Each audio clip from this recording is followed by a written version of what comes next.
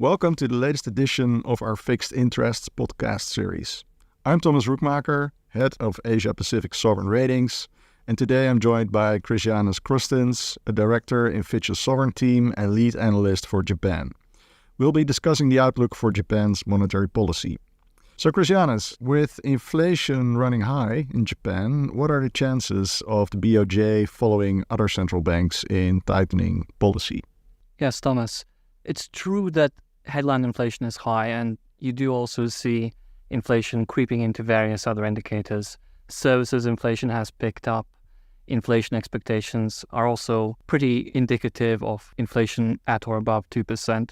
However, we would still see these as relatively tentative signs given Japan's multi-decade history of 0% inflation or deflation, and caution should be warranted, in our view, as to whether Japan is moving into a fundamentally different regime.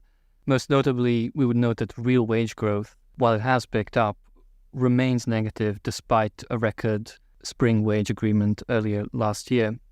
It has picked up, but we think still not in a territory that would comfortably indicate achievement of the Bank of Japan's 2% inflation target. And the Bank of Japan has been pretty vocal and pretty explicit in its communications that wage growth is critical and that the risks are still towards inflation falling back down to lower levels rather than exceeding the Bank of Japan's target. So nothing has changed under the new Governor Ueda? We think that the Bank of Japan approach remains very conservative and very data-driven. So in that sense, nothing has changed. The Bank of Japan is more concerned about the risk of tightening too soon rather than potentially overshooting its inflation target. Now, Governor Ueda has announced a policy review. The timeline for the completion of that is somewhere towards the middle of next year. And we think that he will be very much open-minded and data-driven as to the further course of action, depending on what inflation does. So what about yield curve control? Recently, markets have been getting excited that this might be revised or abandoned, maybe at the meeting in July. Yeah, it's true that this is the component of Bank of Japan policy that has seen the most market attention. Clearly, it has been modified a couple of times in the past, most recently in December. And we also see it as the component of the bank's policy mix that probably has the least effectiveness and the greatest side effects. So we've seen Bank of Japan research from a few years back indicating that 3 to 5 year rates are actually the most important from the point of view of monetary transmission. So 10-year rates, perhaps not so much, although there's been other pieces of research indicating that long-term rates shouldn't be too low either. And in fact, original reason for introducing YCC was actually to prevent longer-term rates from being too low. It's also true that at the moment, market pressure on the Bank of Japan to act with respect to the yield curve has lessened. So the 10-year yield is currently trading at below the 50 basis point upper band. Swap yields, if we can think of them as an indicator of the true level of the yield, are not far off at these levels. Actually, they're at 0.6, 0.7. And we've seen that the Bank of Japan has significantly scaled back the pace of its bond buying. So the market pressure is gone. Now, it could be that this makes it a good time to make some changes because by its very nature, yield curve control, has to be changed unexpectedly. It cannot really be signaled in advance. However, we think that on balance, the Bank of Japan will fear jeopardizing the recent gains in inflation dynamics by changing YCC too soon. So we expect, and we've stated this in our latest Global Economic Outlook, we expect a change to YCC sometime next year. So if the BOJ does tighten, how high could rates go? So we could think of, and many people quote interest rate swap yields as a potential indication of the true yield. Those peaked at just above 1% for the 10-year late last year, and now they're back down to 0.6, 0.7.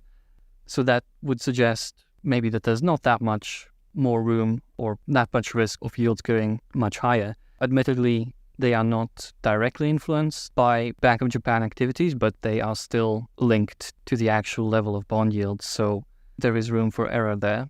Several researchers and analysts look at the natural yield curve models used by the Bank of Japan.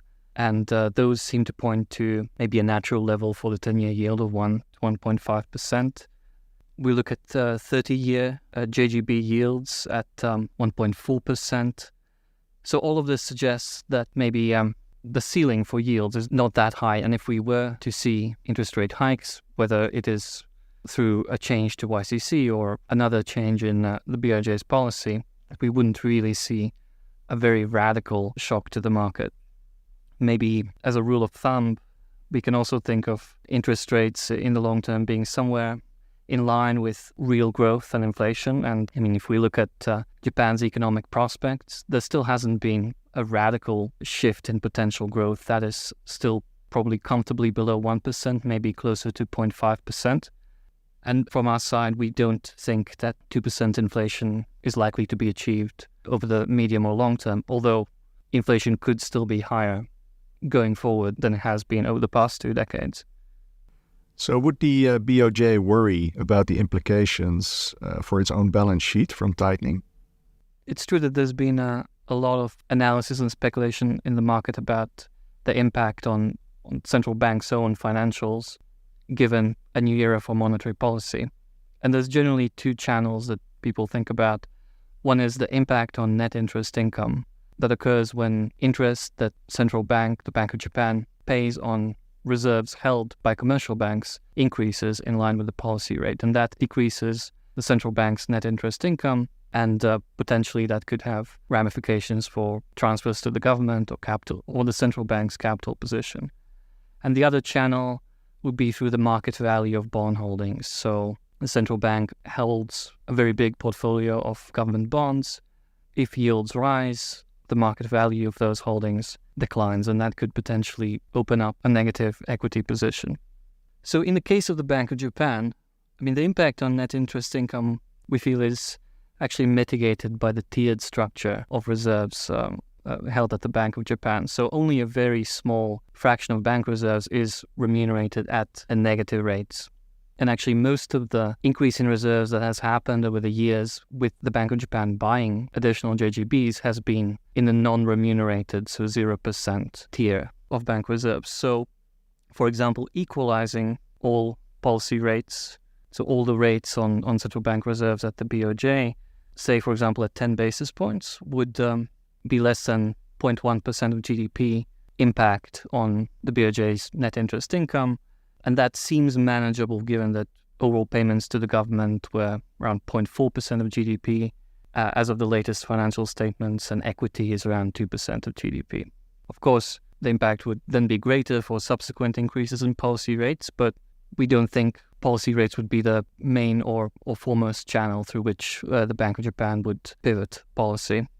Then, with respect to the other channel, so the market value of bond holdings, it's useful to note that the Bank of Japan, in its financial reporting, values government securities at amortized cost. So there wouldn't be an immediate hit to its equity position unless it were to sell these bonds prior to maturity.